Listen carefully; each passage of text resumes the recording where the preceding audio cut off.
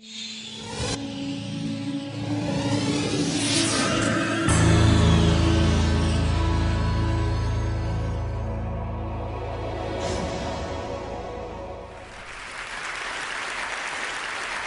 going to start here. This is a hand-lettered sign that appeared in a mom-and-pop bakery in my old neighborhood in Brooklyn a few years ago. The store owned one of those machines that can print on plates of sugar.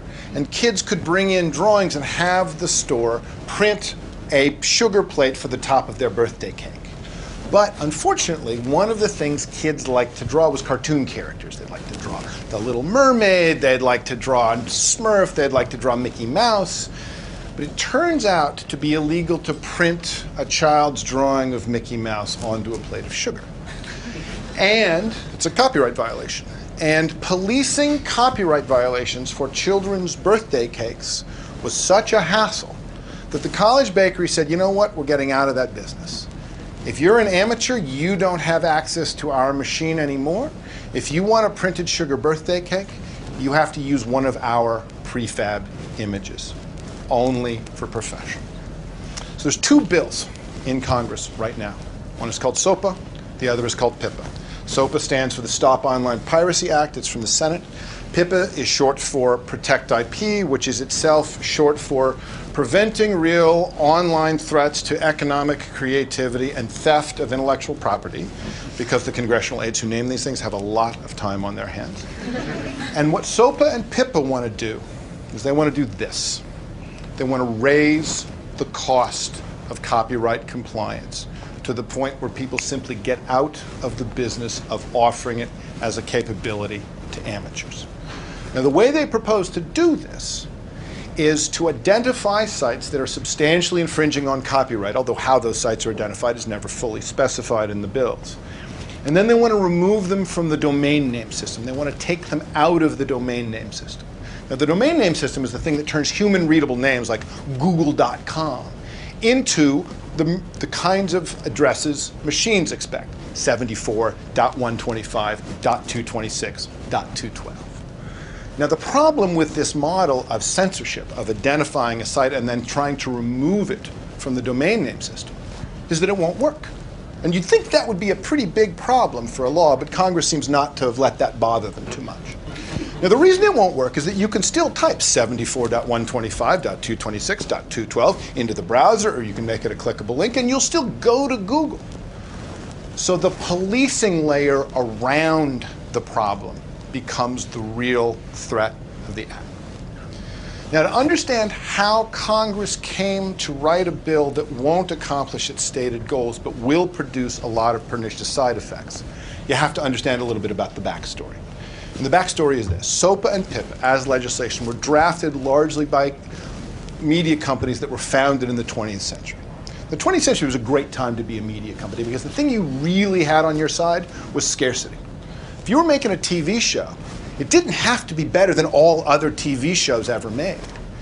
It only had to be better than the two other shows that were on at the same time, which is a very low threshold of competitive difficulty, which meant that if you fielded average content, you got a third of the US public for free. Tens of millions of users for simply doing something that wasn't too terrible. This is like having a license to print money and a barrel of free ink. But technology moved on, as technology is wont to do, and slowly, at the end of the 20th century, that scarcity started to get eroded. And I don't mean by digital technology, I mean by analog technology. Cassette tapes, video cassette recorders, even the humble Xerox machine created new opportunities for us to behave in ways that astonished the media business. Because it turned out we're not really couch potatoes. We don't really like to only consume. We do like to consume, but every time one of these new tools came along, it turned out we also like to produce and we like to share. And this freaked the media businesses out. It freaked them out every time.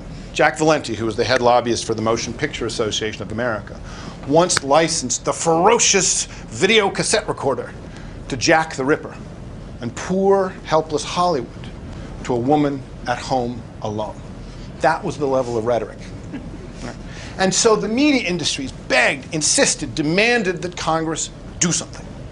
And Congress did something. By the early 90s, Congress passed the law that changed everything. And that law was called the Audio Home Recording Act of 1992. What the Audio Home Recording Act of 1992 said was, look at, if people are taping stuff off the radio and then making mixtapes for their friends, that is not a crime. That's okay. Taping and remixing and sharing with your friends is okay. If you make lots and lots of high-quality copies and you sell them, that's not okay. But this taping business, fine, let it go. And they thought that they'd clarified the issue because they'd set out a clear distinction between legal and illegal copying. But that wasn't what the media businesses wanted. They had wanted Congress to outlaw copying, full stop. So when the Audio Home Recording Act of 1992 was passed, the media businesses gave up on the idea of legal versus illegal distinctions for copying because it was clear that if Congress was acting in their framework, they might actually increase the rights of citizens to participate in our own media environment. So they went for Plan B. It took them a while to formulate Plan B, but Plan B appeared in its first full-blown form in 1998, something called the Digital Millennium Copyright Act. It was a complicated piece of legislation, a lot of moving parts. But the main thrust of the DMCA was that it was legal to sell you uncopyable digital material. Except that there's no such thing as uncopyable digital material. It would be, as Ed Felton once famously said, like handing out water that wasn't wet. Bits are copyable. That's what computers do. That is a side effect of their ordinary operation. So in order to fake the ability to sell uncopyable bits, the DMCA also made it legal to force you to use systems that broke the copying function of your devices. Every DVD player and game player and television and computer you brought home, no matter what you thought you were getting when you bought it, could be broken by the content industries if they wanted to set that as a condition of selling you the content, and to make sure that you didn't realize or didn't enact their capabilities as general purpose computing devices. They also made it illegal for you to try to reset the copyability of that content. The DMCA marks the moment when the media industries gave up on the legal system of distinguishing between legal and illegal copying and simply tried to prevent copying through technical means. Now, the DMCA had and is continuing to have a lot of complicated effects, but in this one domain, limiting sharing, it has mostly not worked. And the main reason it hasn't worked is the internet has turned out to be far more popular and far more powerful than anyone imagined. Right?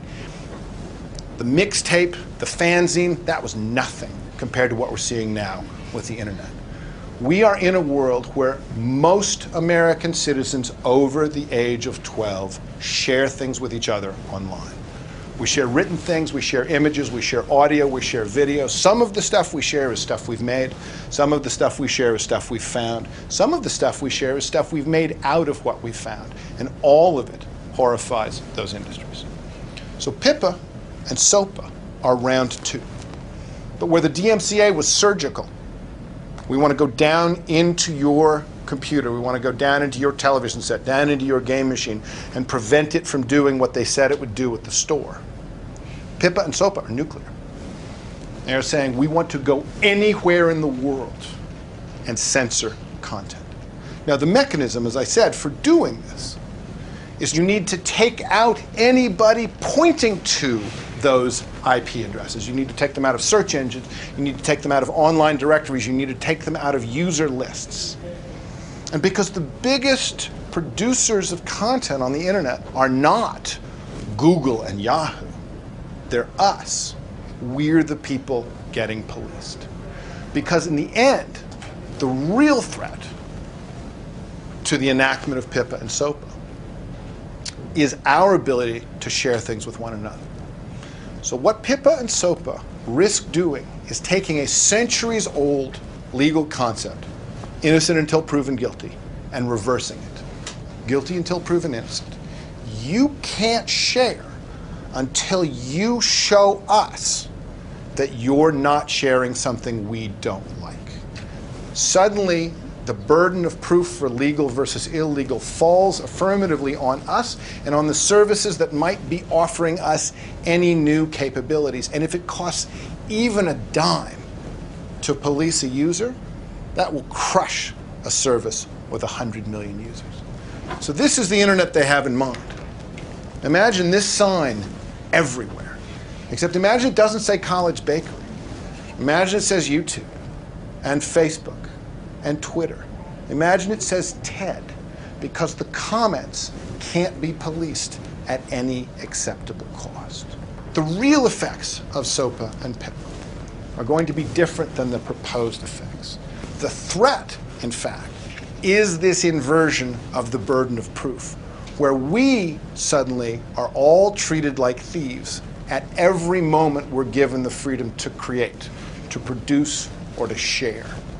And the people who provide those capabilities to us, the YouTubes and Facebooks, the Twitters and TEDs, are in the business of having to police us or being on the hook for contributory infringement. There's two things you can do to help stop this. A simple thing and a complicated thing, an easy thing and a hard thing. The simple thing, the easy thing is this. If you're an American citizen, call your representative, call your senator. Now, when you look at the people who've co-signed on the SOPA bill, people who've co-signed on PIPA, what you see is that they have cumulatively received millions and millions of dollars from the traditional media industries. You don't have millions and millions of dollars. But you can call your representatives, and you can remind them that you vote, and you can ask not to be treated like a thief, and you could suggest that you would prefer that the internet not be broken. And if you're not an American citizen, you can contact American citizens that you know and encourage them to do the same. Because this seems like a national issue, but it is not. These industries will not be content with breaking our internet. If they break it, they will break it for everybody. That's the easy thing. That's the simple thing. The hard thing is this. Get ready, because more is coming. SOPA is simply a re-version of COICA, which was proposed last year, which did not pass. And all of this goes back to the failure of the DMCA to disallow sharing as a technical means. And the DMCA goes back to the Audio Home Recording Act, which horrified those industries. Because the whole business of actually suggesting that someone is breaking the law and then gathering evidence and proving that, that turns out to be really inconvenient, right? We'd prefer not to do that, says the content industry. And what they want is not to have to do that.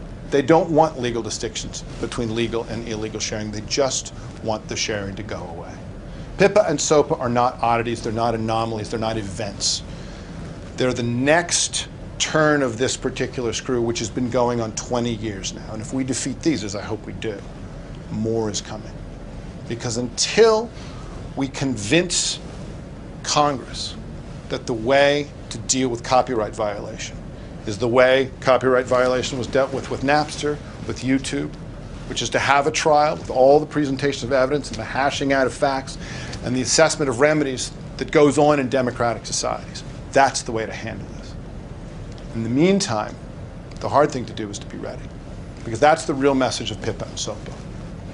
Time Warner is called, and they want us all back on the couch, just consuming, not producing, not sharing, and we should say no. Thank you.